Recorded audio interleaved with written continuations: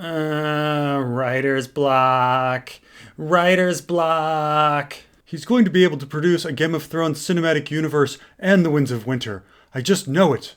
The dream. It was clearer than a memory. My grace, during a difficult birth, it sometimes becomes necessary to make an impossible choice. Speak it. To sacrifice one, or lose them both. There is a chance that we can save a spin-off series. A technique is taught at the Citadel which involves tens of millions of dollars. But the resulting time loss... 7 hells, Lewin! You can save the spin-off. We can either act now or leave it with the gods. They're going to bring the spin-off out now. What's happening? It's all right. They're going to bring the spin-off out now. No.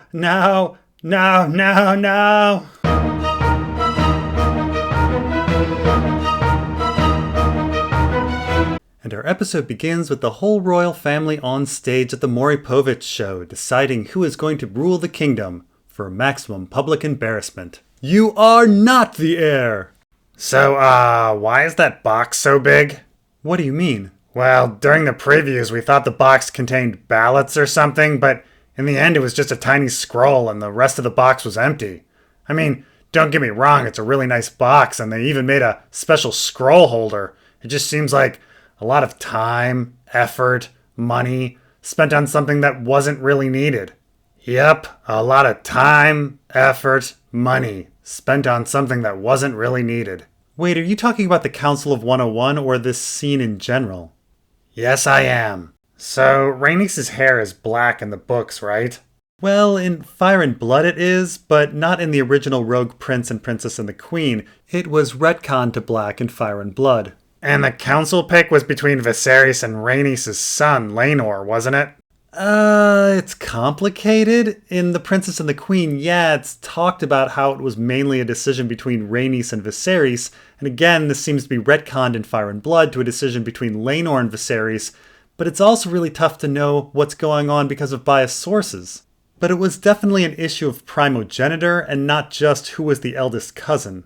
Did they think the audience was too dumb to understand primogeniture? I have no idea. Later, Corlys actually mentions that Rhaenys was the daughter of the eldest son, so the writers and characters seem to know it's an issue and present it to the audience as such. So we have to conclude that it's just the Rhaenyra voiceover that doesn't understand it. I guess so. Rhaenyra just doesn't understand the Council of 101. Or maybe it was retconned in the same episode.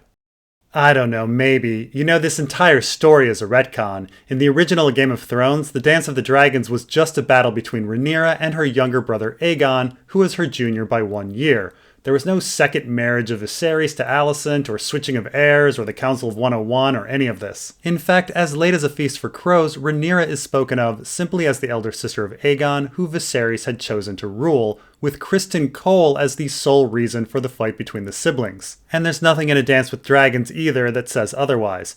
In fact, the whole conflict is paralleled to Aerion Martell and Aerys Oakheart trying to make Myrcella queen over Tommen. Making Rhaenyra and Aegon half-siblings with this long, complicated family history going back 50 years as the true reason for the war makes Aerion and Aerys look like absolute idiots. And then we get reading. So, how is this 172 years before Daenerys? I mean, Jaehaerys dies in 103, add 9 for Viserys' reign, that makes 112, and then you add 172 and you get to 284, but isn't that her book birth year? I thought they aged Daenerys up in the show, you know, for various reasons. Maybe Jaehaerys died earlier, or all of Game of Thrones happened later? Okay, so definitely not that they just Googled Daenerys' birth year and plopped that in. Definitely not that. Anyway, we next get Rhaenyra flying above the clouds, and it's revealed that besides loving the heat, Targaryens also love hypothermia and asphyxiation. Rhaenyra lands, still looking like a model after a high-speed flight in a freezing low-oxygen environment, and is greeted by her bestie, Alicent Hightower. The two make it back to the Red Keep, and Rhaenyra goes to see her mom, Aemma Arryn, who quotes, "Of all people, Book Randall Tarly, renowned sexist and alter asshole, explaining that the birthing bed is the woman's battlefield, the very analogy that Tarly uses to tell Brienne to go home. And I just don't know how I feel about this line." What do you mean? Look, I get that Aemma Arryn is a traditional woman and Rhaenyra is not, and the douche Tarly line is something that could totally come out of Aemma Arryn's mouth. But the episode seems to be saying that Tarly is right. In fact, the inside the episode afterwards says as much. The show is saying that, yes, women birthing is a battlefield, equivalent to the men's battlefield, that these in fact are the roles of men and women, and this is the whole reason for the later juxtaposition of the tourney with the birthing bed. Except, no, they're not equivalent, and the writers are completely missing George R. Martin's point. The deaths in the tourney are unnecessary, as is war. Not to mention, birthing is a female person with a uterus thing, while war is a social thing associated with men, but certainly not necessitated by biological males. While females generally have less muscle mass than males, warfighting is something that females can do, while birthing is something that males cannot. The entire Brienne story was about this. I mean, I get that the showrunners want to show that birthing was brutal in the olden days, and Emma's birthing scene is absolutely brilliant filmmaking and acting of the highest order, worthy of a half a dozen Emmys by itself. But thematically, they kinda got it wrong. Boo, sweet Robin, you are just a hater, lol, lol, lol. The episode was great, lol, you went in already hating. Oh wow, it's negative sweet Robin, damn he's talking about Hot D the same way he does, petty sweet Robin. I cannot believe Sweet Robin thinks Hunter Biden is hotter than Matt Smith. Anyway, next we get to a small council scene where Viserys is slowly eating an egg. We have a royal order. 1 egg, hard-boiled. He has a small council meeting. Just 1 egg? I mean, I can prepare an entire meal. The order is for 1 egg. No fewer, no more. I mean, should I prepare a special sauce? Or salt, pepper? No, just 1 egg. That's all we need. Should I shell the egg? The king shells his own eggs. We all know this. And he really only wants 1 egg, because if I am going to boil the water, I can throw in more eggs. Just 1. 1 egg. Perhaps someone else on the small council is hungry too. I am just saying it is very easy for me to just make some more eggs. You don't get it. People eat during important events to show that they don't give a fuck. If everyone is eating, then everyone would look like they don't give a fuck. Why would the king want to look like he does not care? The fuck if I know, but we're gonna give him 1 egg, a 2-bite food item, and he's going to peel it and eat it very, very slowly over the course of the entire small council meeting. That way, everyone will know that he's not taking everything very seriously. So just boil the water already. And so we get this small council meeting where Viserys eats an egg and doesn't care about Corlys Velaryon's brewing war in the Stepstones. Oh man, it's like genius symbolism. How exactly? You know, eggs, dragon eggs, something to do with eggs. Whatever the case, Viserys is much more interested in the Heirs tourney, not really giving a fuck about probabilities related to sex, mortality rates, or due dates. And then we have a scene where Rhaenyra finds Daemon inappropriately sitting on the Iron Throne. And that's a season 1 reference.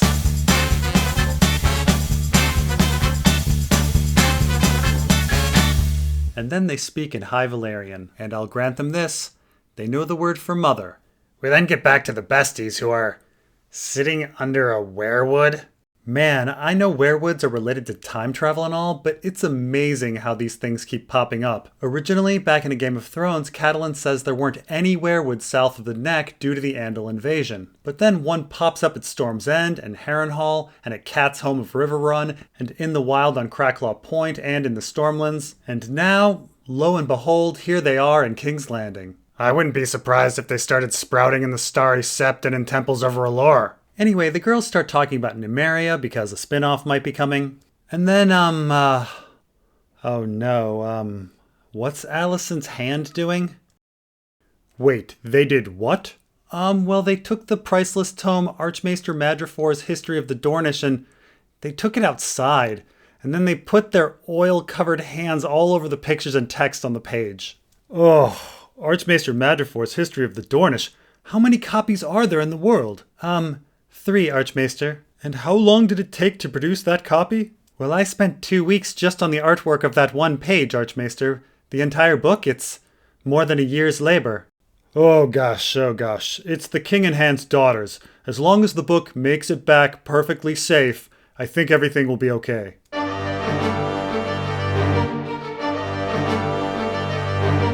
Gentlemen, I believe we need to orchestrate a punishment for these girls. Next we get to Viserys dealing with an infected cut he got on the Iron Throne. I don't understand why anyone would sit on that thing. King Maegor died, and the thing later takes some of Viserys' fingers.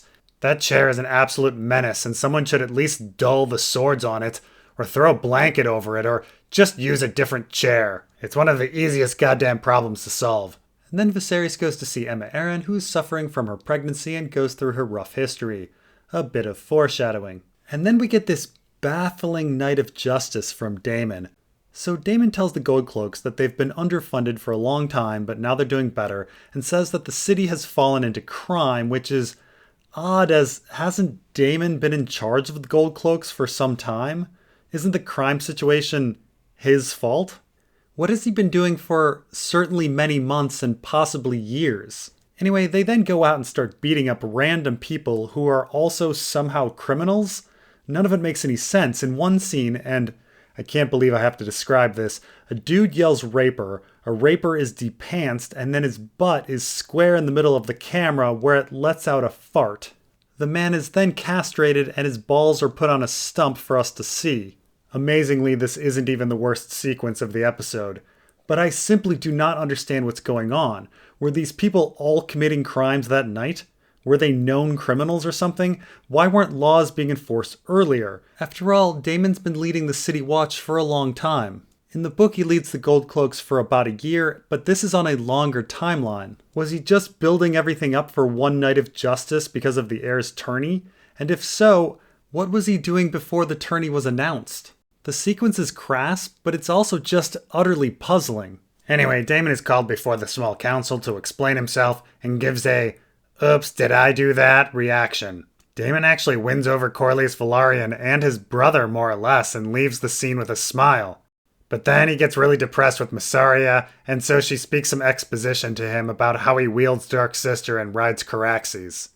And then we get to the Jousting tournament, which is just a disaster. It's really weird that a relatively simple yet incredible birthing scene, the best scene of the episode, is juxtaposed with this expensive, chaotic piece of drivel. The worst scene of the episode. I just can't make heads or tails of anything going on. This is a tourney. For fun. I mean, yes, tourneys can be dangerous, but it's absolutely insane that we see not 1, not 2, not 3, not 4, not 5, but 6 deaths. Highborn deaths. A Stark, a Lannister, a Mallister. There would be multi-generational feuds over this shit. One dude pulls a guy from his saddle during a tilt and straight up murders him. What universe is this? John Wick? Also, the melee seems to go in between the tilts, which is odd, and characters go from worrying to being relaxed within seconds. Alicent sees what looks to be a very serious injury to her brother, then speaks with Daemon Targaryen, the man who just caused that injury, right afterwards. But ignoring all of that, it's just really, really bad jousting. Not only would intentionally tripping a horse get you disqualified from not just one tournament, but likely all tournaments for the rest of your life, but Daemon, with this ducking action, has failed to present his shield, which is one of the most basic and fundamental rules of jousting. It's like a soccer team moving their goal and everyone being okay with it. You just can't do it. Criston Cole even sucker flails the king's brother in the head and everyone loves it. It's bonkers. Absolutely bonkers. And what is perhaps the most insulting aspect of the whole thing is that we are given this ridiculous explanation for it all by Rhaenys. She says it's been 70 years of peace since Maegor, and thus these knights had metaphorical semen built up and needed to expel the violence, which is just insulting. First off, Rhaenys' own father died in war, so for her to talk about a long peace after Maegor is kind of insane. But even ignoring that, am I supposed to believe that Rhaenys of all people, a woman who suffered from the sexism of the Council of 101 and those that believed that men and women had set predetermined roles, would buy into the idea of multi-generational male battle angst? I'm supposed to believe that Rhaenys would believe that men not only have a genetic predisposition for war, but that they carry it multi-generationally no less. That a 20-somethinger is holding on to some weird need to kill that's built up from his great-grandfather, grandfather, and father, and now he must expel it like a load of semen. And that he would do it at this tourney, even though tourneys happen all of the time. It's absolutely psychotic. Rhaenys, the queen who never was, is buying into the idea that a man's place is the battlefield, and this is what happens when you coop them up. This is the explanation for the 6 dead knights, for the tripping of horses, and the sucker flails. And she spews this crap so lazily while checking how her nails look. Biologically, this is men's battlefield, and it's juxtaposed with biologically, this is women's battlefield. For such a quote-unquote woke show, they sure fucked this one up. So yes, this is why this is the worst scene of the episode, much worse than the naked butt farting into the camera. Woke! Jeez, you done ranting, sweet Robin? Anyway, afterwards, the besties crush a bit on Sir Criston Cole, remarking that he's Dornish, which is weird. In the books, Criston Cole is not Dornish as far as we know. He's from the Dornish Marches, which is the border area in the Stormlands. It's a bit like mixing up Greece and Turkey, but let's assume that they changed things up and Lord Dondarrion was super progressive and allowed for a steward with a Dornish wife. How did the besties know that Criston Cole was Dornish? Does Criston Cole really look that ethnically distinct? Especially when we compare him to, say, Jon Snow, or Mysaria, or Syrio. Couldn't Criston Cole be reasonably Northern, or Lyseni, or Braavosi? I certainly don't know how these teenage girls can look at him and figure out where he's from with such certainty. Anyway, next we get this awesome scene that's so awesome it stays great, despite Sweet Robin's complaints about the scenes it cuts away to. Great acting, great direction, real emotion, there's real sacrifices, and the baby is cut free from Emma Arryn and given to the Maester. Uh-oh.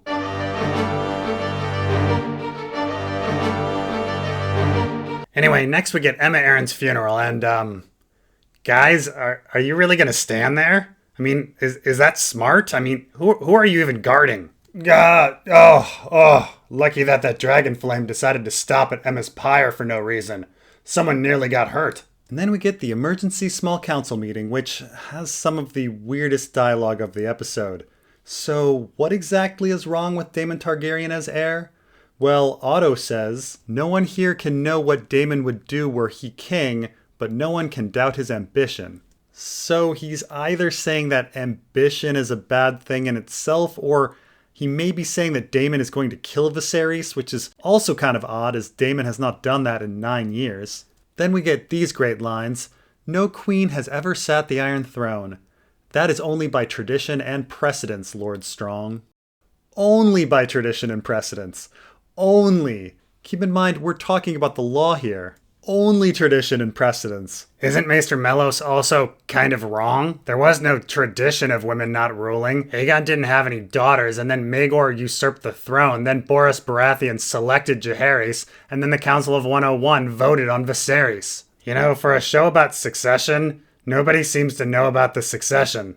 Anyway, we then get the line from the preview where Viserys says that he's not going to be made to choose between his brother and his daughter. Many hoped that this line would sound better in context. It doesn't, other than to know that Viserys is not in a good place and can perhaps be forgiven for saying dumb things. The line is really there so Corlys can bring up Rhaenys. And then Viserys ends the scene by saying he's so tired of this clash of kings. I'm just so tired of all these Star Wars. Anyway, Otto sends a raven to Old Town because that's what he did in the books, and then he sends his daughter to go comfort Viserys, where we find out he's totally into miniatures. Oh, really? I thought I saw him at the Games Workshop buying some Tyranids. Man, look at that thing, it's huge. There's no way one can get that through the door. Where the hell did that thing go by the time of Game of Thrones? Did no one ever use these chambers? Like, ever again? It makes me completely reinterpret the ending of Game of Thrones. Was Viserys' diorama destroyed? Because that might be the greatest tragedy of the day. Anyway, we find out that Alicent has brought a book and... oh no.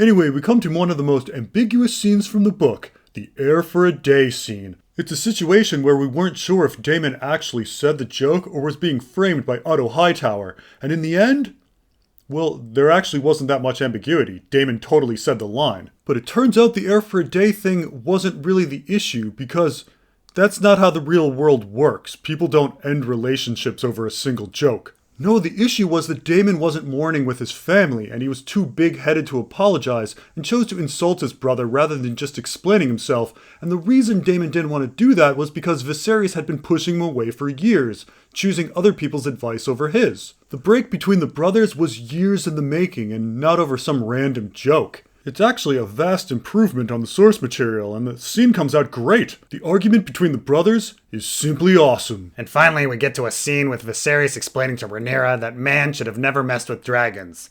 And then he retcons himself and says that man should have totally messed with dragons, because, there's this prophecy that Aegon saw. And it's been passed along to heirs, along with the cat's paw dagger. And that's a season 1 reference.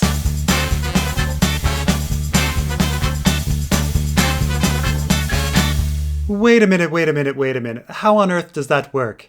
What do you mean, the heirs got the secret? Assuming that Aegon named Aenys his heir, how did the prophecy go any further as Maegor usurped the throne from Aegon the Uncrowned in Dreamfire Reina? Maybe Maegor was the heir the whole time? I mean, he did have Blackfire. Okay, assuming that Maegor was the heir, how did the secret get to Jaehaerys? He was never seen as Maegor's heir and was chosen by Boros Baratheon. Okay, maybe Maegor told his heir Arya Targaryen, or Aenys told his real heir Dreamfire Reina, and then eventually either Dreamfire Reina or Arya told Jaehaerys. Okay, but if the secret and path of succession actually went through some women, why would Viserys be struggling with patrilineal succession so much? Yeah, you got me.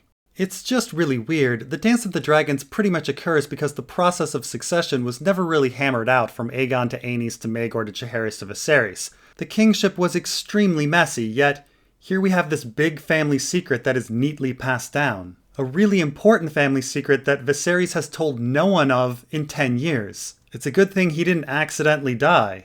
Whatever the case, he tells Rhaenyra that the prophecy has a name. It's called A Storm of Swords.